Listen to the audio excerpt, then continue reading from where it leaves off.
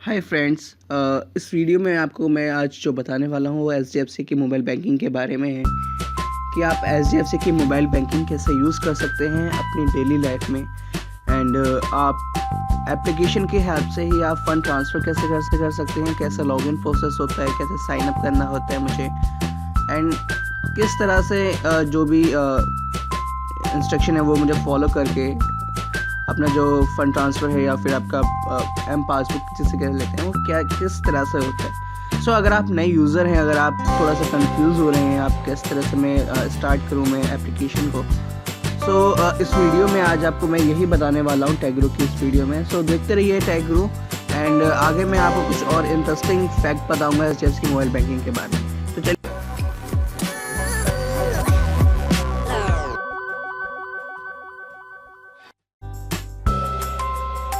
तो मैं एचडीएफसी की मोबाइल बैंकिंग ओपन कर लेता हूँ।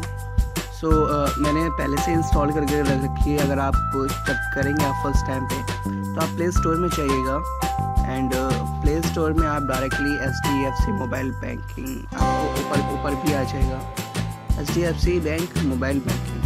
अगर आप मैं वैसे दिखाता हूँ आपको, एचडीएफसी में डालता हूँ, खाली मोबाइल बैंकिंग नहीं डालता, तो इसमें दो एप्लीकेशन आएंगे आपकी एचडीएफसी बैंक की। मैं दिखा देता हूँ आपको।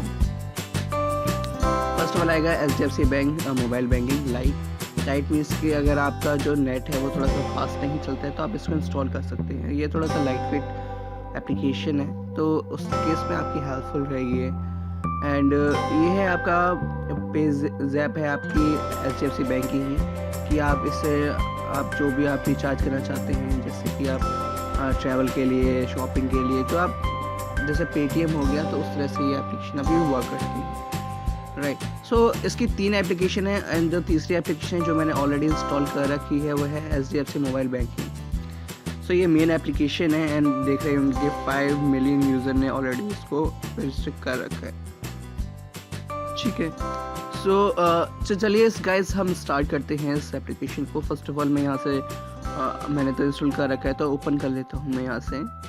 एंड ओपन करने के बाद कुछ आपको बेसिक इंस्ट्रक्शन दूंगा कि आपको जो कस्टमर आईडी मिलती है, कस्टमर आईडी वो कस्टमर आईडी होती है कि आपके फर्स्ट ऑफ ऑल आपको जब भी आप बैंक में अकाउंट खुलवाते हैं तो एक जो बैंकर होता है वो आपको एक कस्टमर आईडी देता है, आपके पासबुक में मेंशन होता है, और एंड अपार्ट फ्रॉम आपको एक किट मिलती है।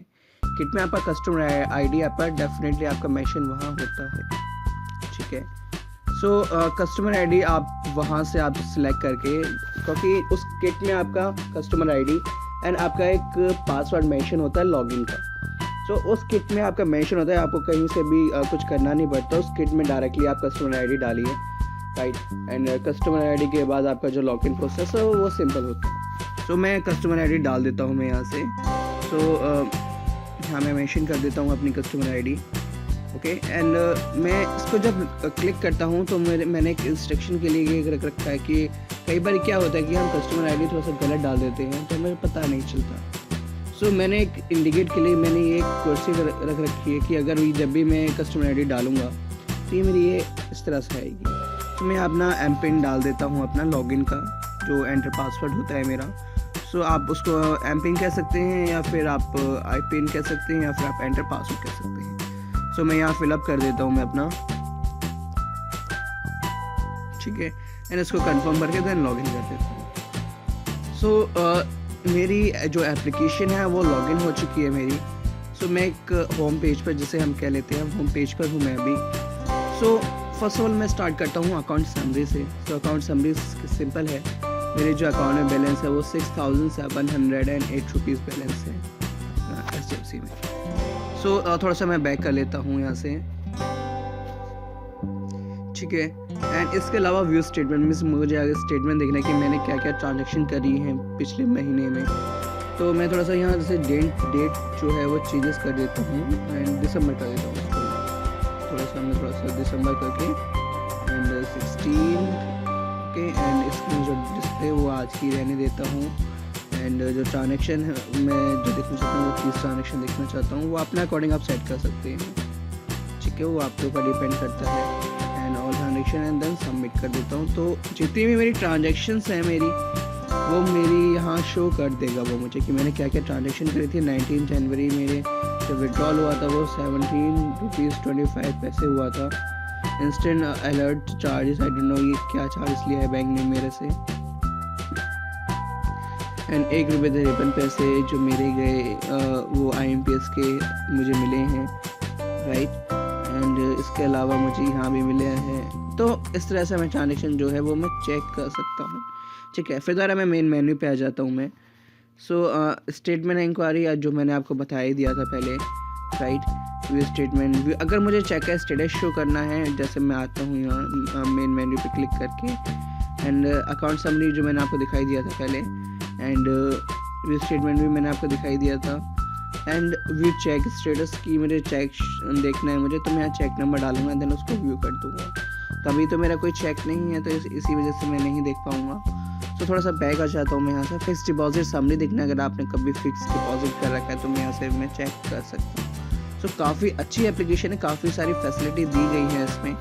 सो मैं उनको यूज़ करके अपनी जो लाइफ है उसको थोड़ा बेनिफिशियल बना सकता हूँ। मुझे कहीं बैंक जाने की ज़रूरत नहीं है, मैं डेफिनेटली इस एप्लीकेशन को थोड़ा मैं कर सकता हूँ। तो थोड़ा सा मैं नीचे और आ जाता हूँ। एंड ये है आपको अगर कोई डिपॉजिट, आप जो भी आपका डिपॉजिट है उस बैंक में आप देखना चाहते हैं उसकी समरी के लिए, तो आप यहाँ से चेक कर सकते हैं। तो मेरा ऐसा कुछ है नहीं।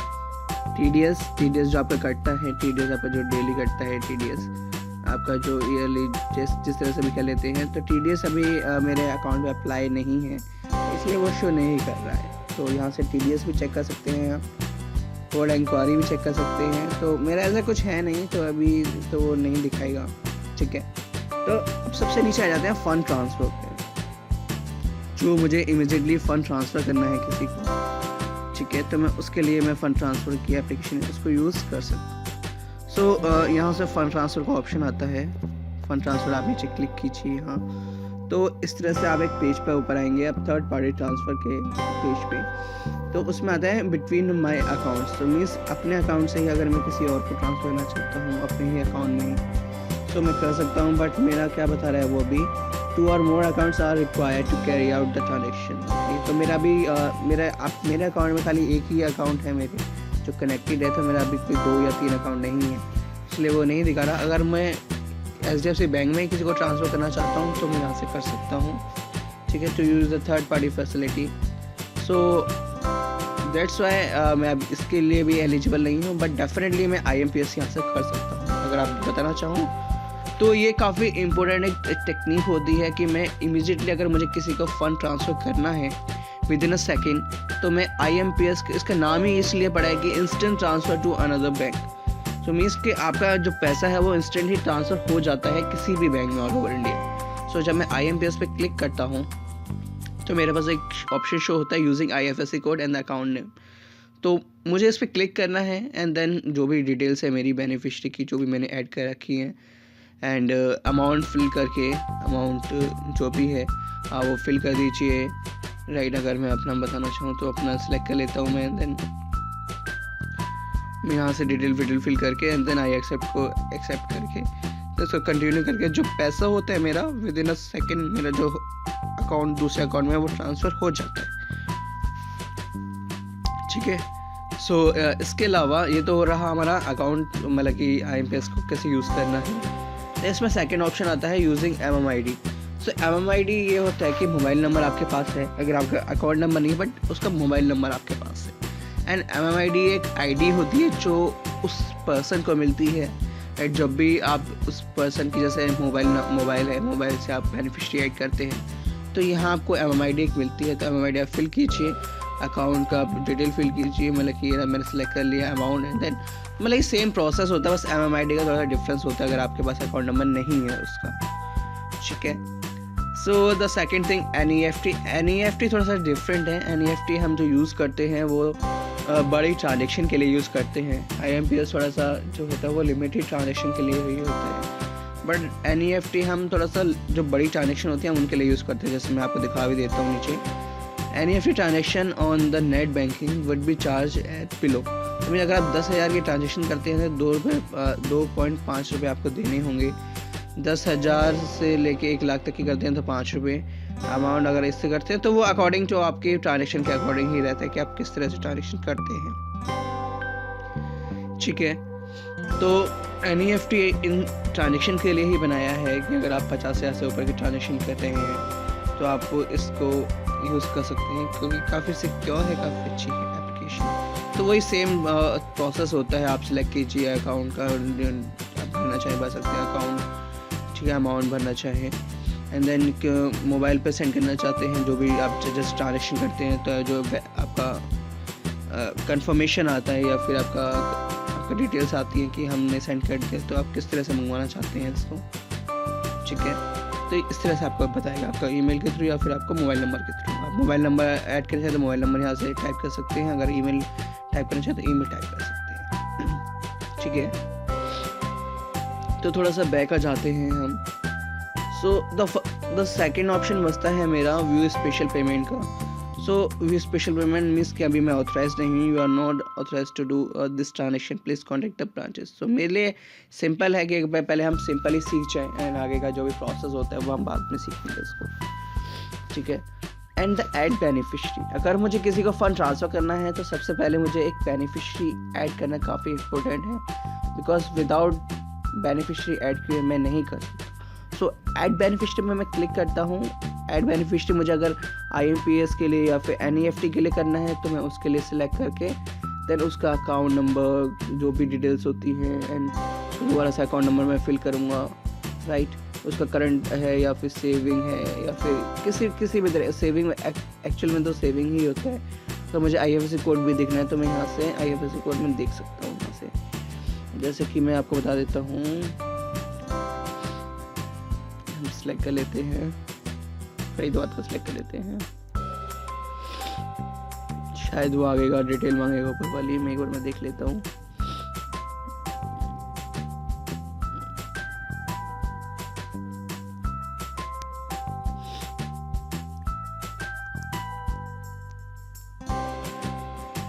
ठीक है, मैंने डाल दिया है एक्चुअल में। अब देखता हूँ मैं क्या दिखाता है, नो रिकॉर्ड। तो एक्चुअल में आप ना गूगल की भी हेल्प ले सकते हैं इसके रिगार्डिंग, अगर आप एक्सेस नहीं कर पा रहे हैं यहाँ से तो आप गूगल की हेल्प ले सकते हैं। आप बेनिफिशियरी मतलब कि इसके लिए क्या IFSC कोड क्या है, अगर आपको मैं दिखाना चाहूँ थोड़ा सा, तो आप गूगल पे टाइप करके कि आपका जो नियर बाई ब्रांचेस होती है आप IFSC कोड वहाँ से देख सकते हैं। तो अकाउंट नंबर एंड दोबारा से अकाउंट नंबर आपको फिल करना है कन्फर्म के लिए, सेविंग होता है या फिर करंट है या फिर क्या है जो आप सेलेक्ट करना चाहें।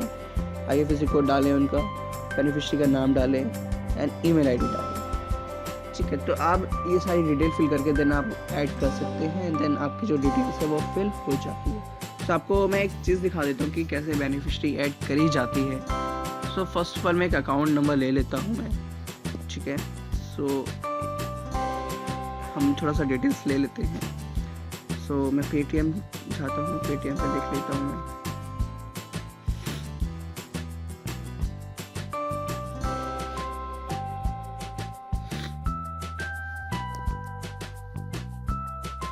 ठीक है, तो मैं इसको ना थोड़ा सा ऐड कर लेता हूँ, इसको जैसे कॉपी करके एंड यहाँ मैं इसको पेस्ट कर देता हूँ। अकाउंट नंबर ये रहा मेरा, अकाउंट नंबर फिर मैंने कॉपी कर ही रखा है तो मैं अकाउंट नंबर यहाँ पेस्ट कर देता हूँ। सेविंग है, IFSC कोड में देख लेता हूँ IFSC कोड क्या था, तो मैं यहाँ से कॉपी करके एंड देन मैं इसको IFSC कोड यहाँ पेस्ट कर देता हूँ। ठीक है, मैंने पेस्ट कर दिया है, इसका नाम मैं मेंशन कर देता हूँ एंड ईमेल आईडी डाल देता हूँ अपनी। वो आप कोई सी भी ईमेल आईडी डाल सकते हैं अपनी या फिर अपने फ्रेंड की, मतलब कि वो आपके ऊपर डिपेंड है क्या कोई कंफर्मेशन के लिए तो ऑब्वियसली आपका ईमेल आईडी पे ही आता है बैंक के थ्रू, तो मेक श्योर कि आप अपना ही डालें तो ज़्यादा बेस्ट रहेगा एज़ कम्पेयर कर अगर आप किसी और का डालते हैं। सो मैंने ऐड कर दिया है, देन वो मुझसे पूछा है तो न्यूली ऐड द बेनिफिशियरी जो भी डिटेल्स है, देन वो आपका 30 मिनट के बाद एक्टिवेट हो जाएगी। मैं उसको ओके करके देन मैं उसको कंफर्म कर देता हूँ। तो मुझे बता भी रहा है कि अभी देखो मेरे मैसेज पे एक OTP आएगा बेनिफिशियरी ऐड के लिए। तो मैं देख लेता हूँ कि मेरा अभी क्या OTP आता है मेरे बैंक से। सो आई एम जस्ट वेटिंग कि क्या आता है। सो OTP आ गया है मेरा एक्चुअल में, देन 4 5 6, ठीक है। तो मैं इसको करके देन मैं उसको ओके कर देता हूँ। देन जो बेनिफिशियरी है वो सक्सेसफुल ऐड हो चुकी है। देन विद इन 30 मिनट्स वो मेरी एक्टिव हो जाए। तो थोड़ा सा फिर मैं यहाँ से बैक चला जाता हूँ, या फिर आप यहाँ से आ सकते हैं, या फिर आप दोबारा फंड ट्रांसफर आप क्लिक करके यहाँ से आ सकते हैं। ठीक है, तो ये रहा हमारा बेनिफिशियरी का। देन मैसेज भी आ चुका है कि इस तरह का बेनिफिशियरी ऐड कर सकते हैं। सो जनरेट MMID, अगर आपको MMID जनरेट करना है तो यहाँ से भी आप जनरेट कर सकते हैं MMID। जैसे मैं आपको बता भी रहा था कि MMID, जैसे मैं आपको एक जो वे बता रहा था कि MMID वाला, एक सेकेंड जो मैं आपको बता रहा था वो किसी और में अभी इसी में ही था।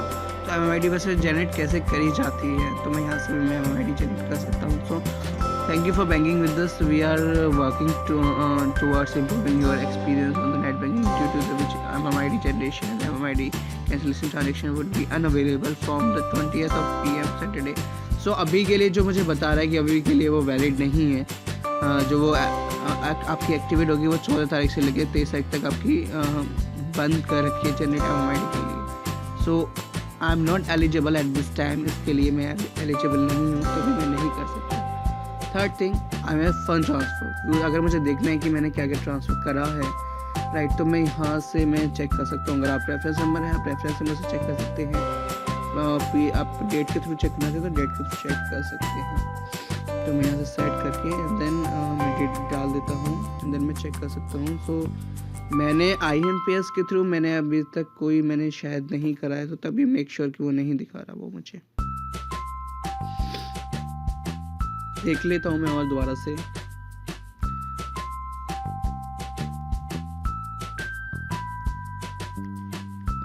यहाँ मैं 16 कर देता हूँ, देन उसको ओके।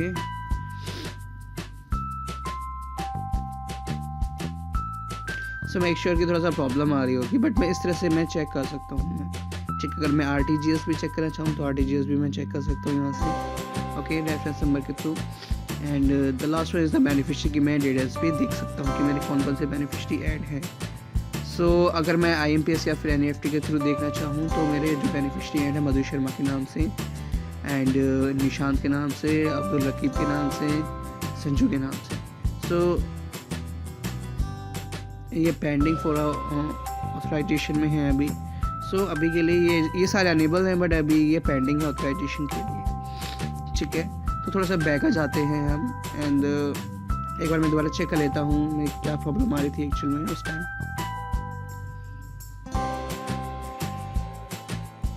देन मैं आज की डेट सेलेक्ट लेता हूँ, मैं देख लेता हूँ there is no transaction initiated during the period. तो मीन्स अभी मैंने कोई ट्रांजेक्शन नहीं करी है।